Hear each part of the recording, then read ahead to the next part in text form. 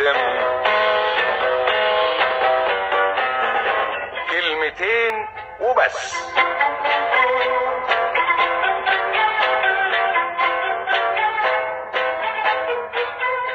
سيد افندي لاحظ ان الكلمة الحلوة قربت تختفي من المجتمع ومن حياة الناس.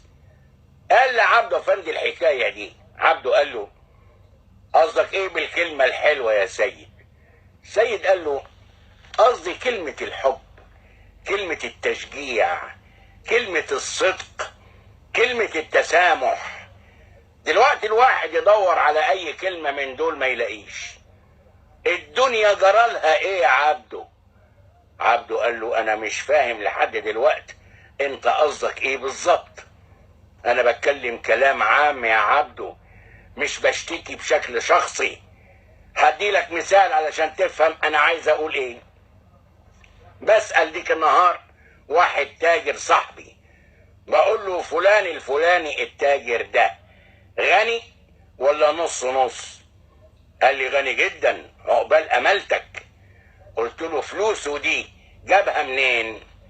خلي بالك انا بسأله سؤال بريء، كان قصدي الفلوس اللي عملها من خلال